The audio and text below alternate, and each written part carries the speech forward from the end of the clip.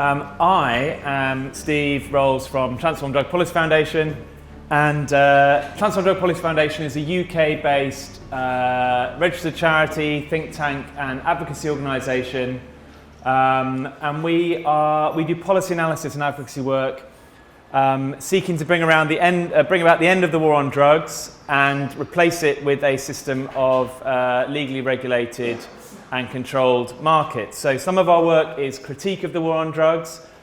Some of our work is about training people in advocacy skills and debating techniques. And some of our work, a lot of work, particularly my work, has been focused on trying to find, sort of model and promote what the world would look like after the war on drugs. So how, if we do end prohibition, what do we replace it with? How do we regulate currently prohibited drugs or activities related to the drugs? I'm conscious doubter.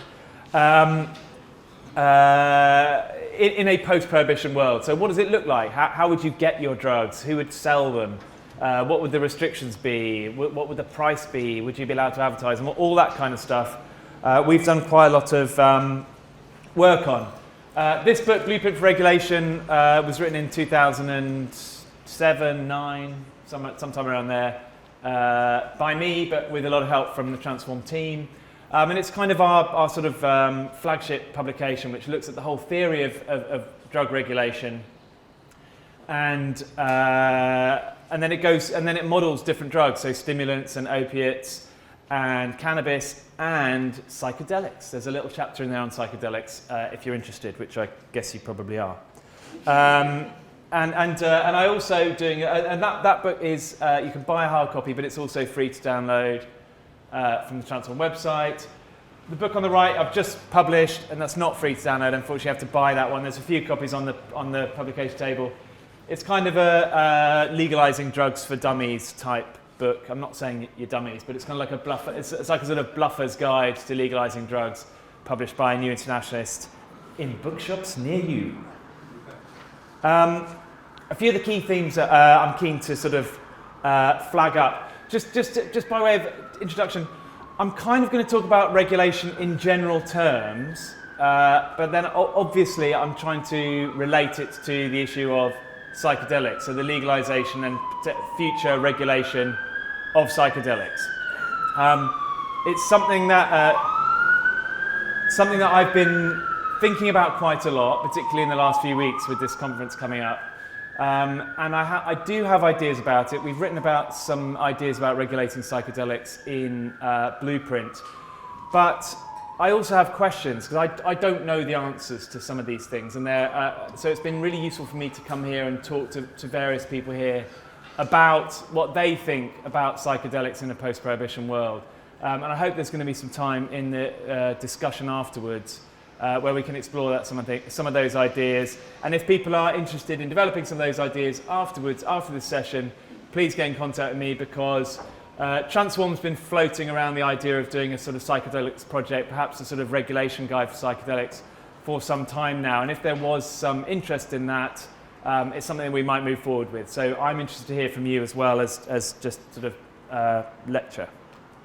Oh, hang on. Yeah, a few themes. One thing is tensions between public health and commercialisation. With regulation debate more broadly, I mean, I've been very much involved in the cannabis regulation debate over the last few years. I worked with the Uruguayan government developing their cannabis regulation model. They're the first country to legalise and regulate cannabis for non-medical use. I've been working in Canada quite a lot in the last year with the federal government, and more recently with the Quebec government. They've legalised cannabis and they're now developing their regulation models. And I've worked Jamaica. I've been doing some work there as well. Cannabis regulation is obviously happening, so this debate has moved from the kind of theoretical arena into real world. So it's great for Transform. We've been campaigning on this stuff for 20 years, and now we're actually not just advocating and campaigning. We're actually sitting down with policymakers and, making policy, drafting policy with government. So this is an issue. Its time has come. With cannabis, it's very much informed by the debates around alcohol and tobacco. I'm not quite so sure with this, how relevant those are for psychedelics, but clearly there are crossovers. With cannabis, there's very much a tension between the interests of business people who want to grow and sell cannabis and make money, and obviously primarily profit motivated. And obviously, if you're trying to make money from something, you want to sell as much as you can, which may mean trying to initiate new users. It may mean trying to increase use. Now, from a public health point of view, particularly if you're from the alcohol and tobacco arena, that's a big concern, because you don't want people to be consuming more, and you don't want people to be initiated. Now, that then raises interesting discussions about, well, what's the problem with more people taking more drugs? Which with psychedelics, I think is a particularly interesting question that I'll come back to at the end. Because some people say, well, actually, we do want more people taking psychedelics because they're actually a positive thing. With alcohol and tobacco, acknowledging the benefits of alcohol and tobacco use that people derive from them, generally, from a public health point of view, they are seen as a negative. They're not public health positives, and with tobacco, they're unambiguously public health negatives. So the public health aims with alcohol and tobacco is always to moderate, minimise use, to prevent initiation and to prevent increased use. And that's obviously a tension with commercialisation and profit motivations. So there's this interesting literature from alcohol and tobacco to draw on. But how do those lessons apply to psychedelics? I'm not completely sure. I'm interested to hear what you think about that. There's a final theme is about getting the balance right, and I'll come back to what that means in a bit more detail. But essentially, there are a number of different stakeholders in the drugs debate when we come to making policy and regulating drugs, and different people have different priorities and different interests, and those can often be at odds with each other, which creates tensions and interesting dynamics as the policy development process moves forward. This graph, I hesitate to call it a graph because it's not actually based on any data.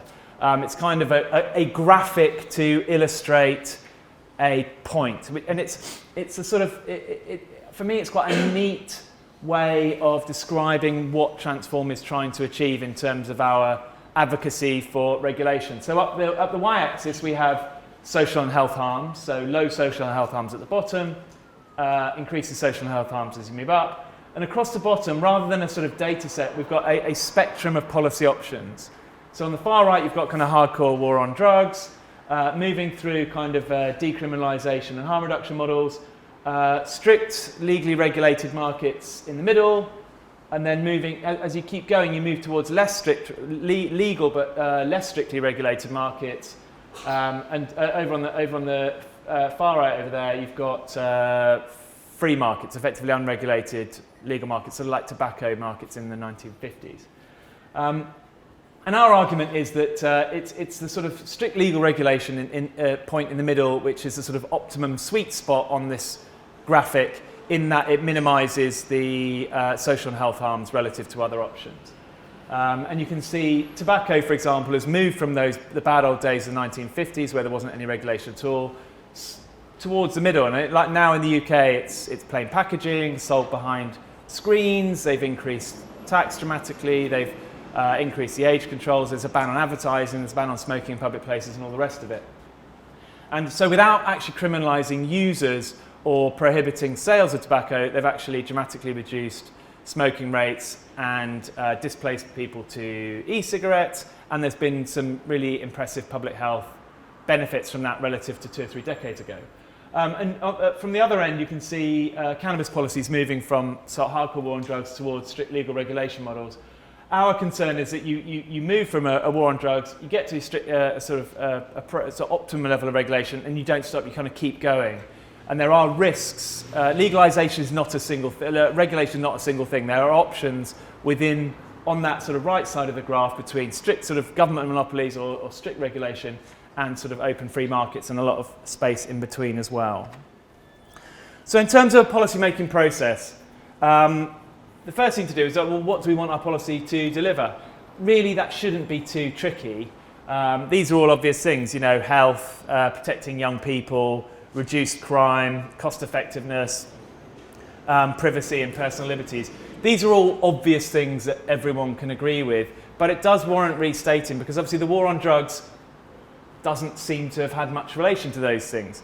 The aim of the war on drugs is to get rid of drugs, and that was basically it. The motto of the 1998 UN General Assembly Special Session on Drugs was a drug-free world, we can do it. And the plan was to eradicate drugs from the world by 2008.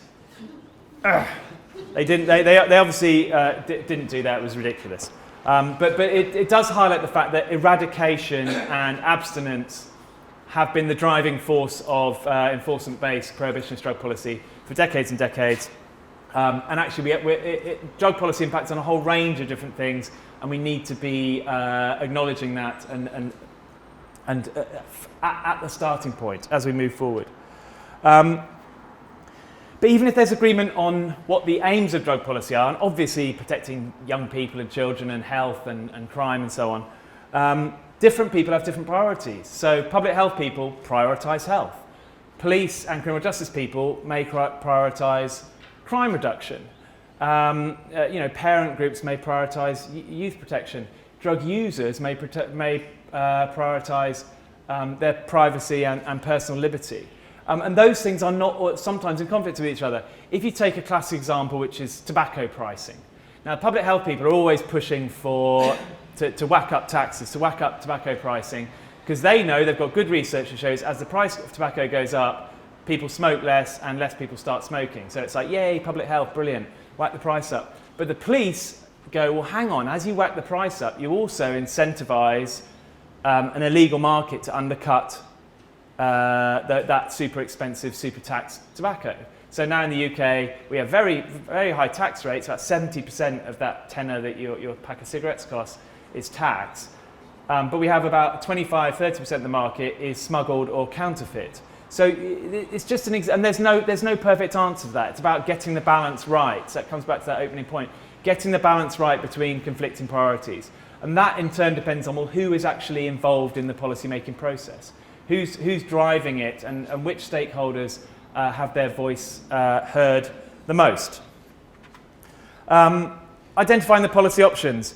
I think we can assume, I think that we're sort of on a working assumption here that a war on drugs and prohibition is no longer a valid option. So we're kind of looking at, okay, if we are going to end the war on drugs, which of these models from back on that graph, from a state monopoly through to a kind of commercial free market, is the ones that we want.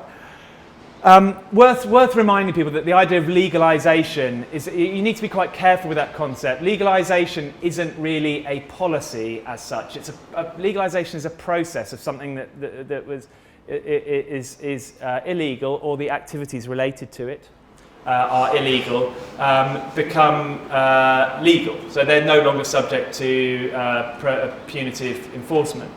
It's not in itself a policy. Regulation of drugs is the policy that we're actually advocating for. So I think it's better to talk about moving towards legally regulated markets, or legalization and regulation, because legalization is it doesn't specify what you're talking about, and without any context, it can easily be assumed that you mean a completely unregulated free market, which may not be what you're advocating. Clearly there is a spectrum of options, and you need to be clear what it is you're talking about when you talk about legalization. Consider the evidence. Again, this is kind of stupidly, it was a bit like what Johan was saying, right? In Portugal they got some scientists in, whoa, it was kind of like, consider the evidence. Drug policy has historically been an ideologically driven, politically driven, morally driven program, and it hasn't been evidence-based policy. It obviously needs to be if you're going to have better outcomes. There's lots of evidence around from regulating alcohol and tobacco. There's emerging evidence from regulating cannabis. There's lots of evidence from regulating different pharmaceuticals, what works and what doesn't. With psychedelics, not so much. I mean, there are at least formal evidence about models of regulation, because in most places psychedelics are not legal.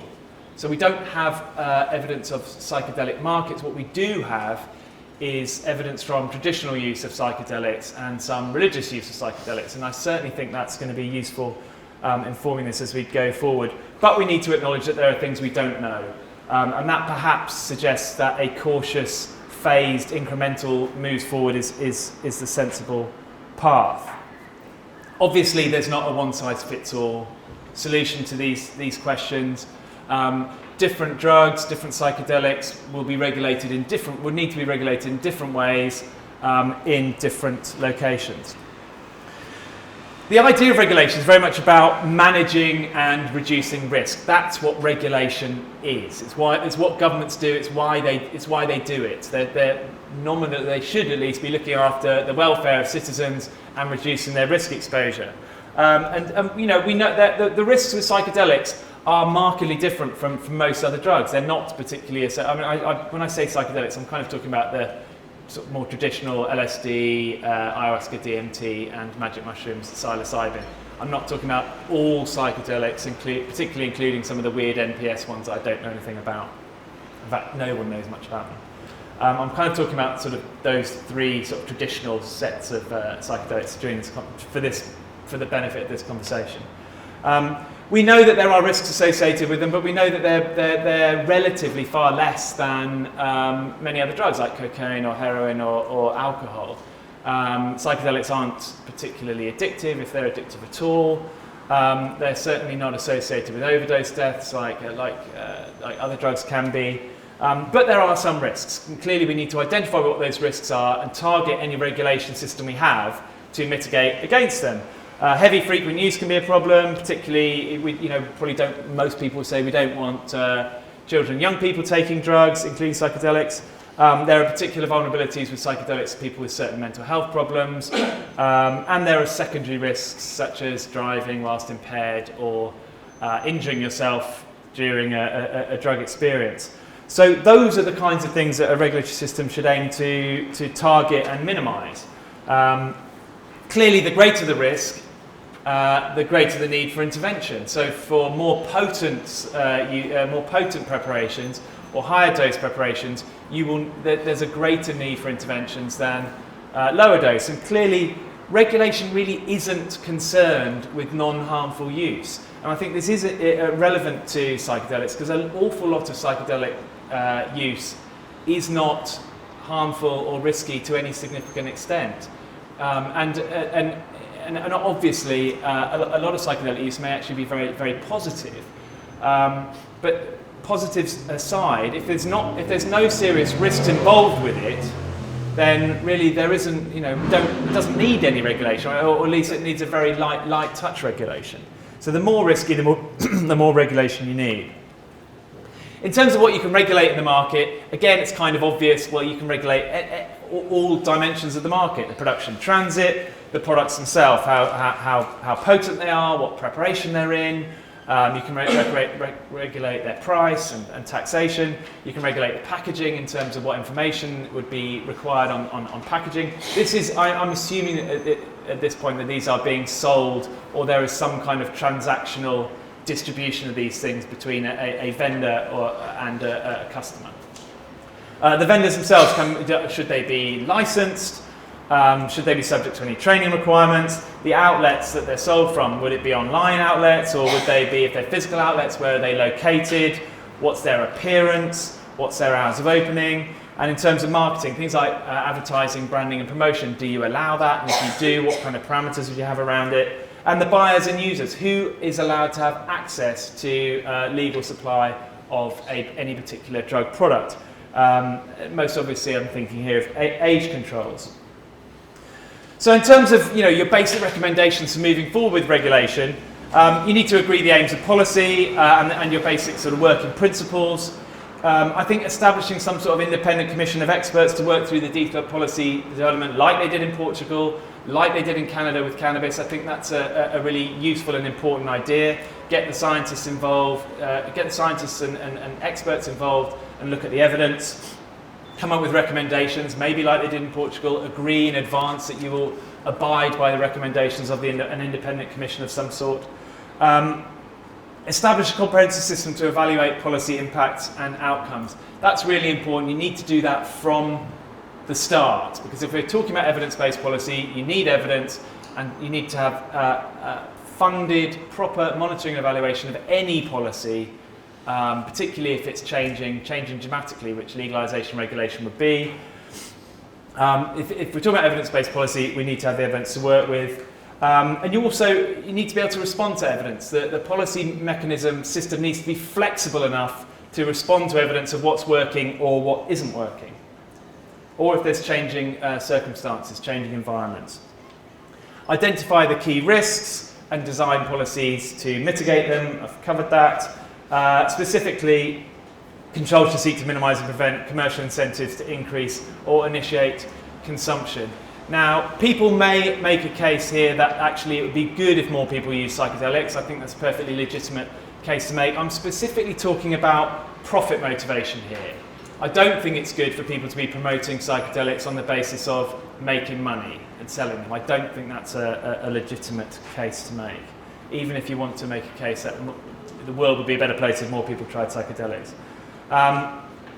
I think if you do set up a legal market, it shouldn't diverge too much from the way that the nature of the currently prohibited or illegal market, because any significant changes could lead to unpredictable changes in behaviours. So I think initially a legal market should mirror the illegal one, and then you move away from that in increments and stages. I'm not really into the idea of advertising, marketing and branding products. I think I'd avoid that as far as possible. And I'm very much taken with the idea of not-for-profit enterprises as a source of supply. So for-benefit corporations or social enterprises, or some of you may know about the cannabis social clubs model in Spain and Belgium and a few other places, in Uruguay, which is a very attractive, for me, non-profit model, sort of self-regulating, self-contained cooperatives of users, which I think perhaps we could learn from and bring some of that knowledge and understanding of those models into psychedelic regulation. Just a couple of, my logo's over the thing, so I was just writing this about 5 seconds ago. Just a couple of, specifically that says psychedelics, by the way. We need to make a distinction between the different types of psychedelic use. I've been focusing on recreational use, but there's also what you might call sort of spiritual or well-being use. There's been loads of stuff about all this at the conference. I'm just identifying it in as far as you will need different regulation models for different types of psychedelic use. There's also what I call functional psychedelic use. I'm thinking here things like microdosing for people, professionals who use it to sort of enhance their work or their life in some way. And then of course there's medical therapeutic, and I think you need a different set of regulation approaches for that as well. Incorporating traditional knowledge. This is something we don't really have so much with MDMA or crack, because there isn't any traditional knowledge. But with psychedelics, obviously you've got thousands of years of knowledge that's been passed down about how to use these things sensibly and responsibly, and how to maximise their potential. And it would obviously be idiotic not to draw on that knowledge and bring it into any policy design frameworks and learn from those shamanic traditions. It does raise some interesting questions. How would we relate? How would we regulate traditional use or religious use or shamanic use, or do we regulate it at all? Is it appropriate to be impinging in that world? And I've had some really interesting conversations over the last couple of days with people here about some of those questions. Is more use a good thing? This is one of the things I was coming about earlier. See, if a lot of the public health basis of regulation is about reducing use or moderating use, that kind of goes out the window a bit if we think that actually more use would be a positive. So that's quite an interesting challenge, I think, for people when they're talking about regulating psychedelics in relation to regulating other drugs. And political strategy, just a final point for me as a sort of advocate trying to achieve a change and the end of the war on drugs. Are psychedelics a big opportunity for the next step after? I mean, cannabis is kind of happening now, but once cannabis is sort of got its own momentum, or it's out the way, it's regulated and legalized all over the place. Should psychedelics be the next challenge? In some ways, they're quite attractive because they're relatively safe, they're not addictive, people don't die. In other ways, they may be quite politically threatening to some interest groups. But also, they're not associated with that much harm. So maybe we should focus our energies on stimulants or on opiates, where there's actually a lot more social and health harms associated with their use. Psychedelics, people aren't dying in large numbers. The market is not associated with any particular harm or violence, really. It's actually quite a small market. It's not worth that much money if you compare it to other illegal drug markets. So should we be going there, or maybe our priorities lie elsewhere?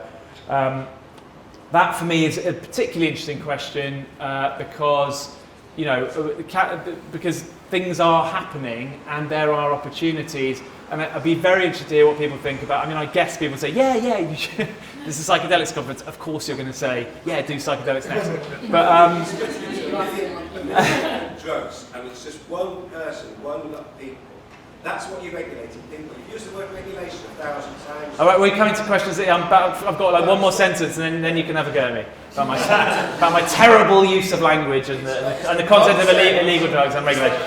Yeah, then the concept. Okay, before Daryl tears strips off me, I'm going to say thank you very much. I'm done.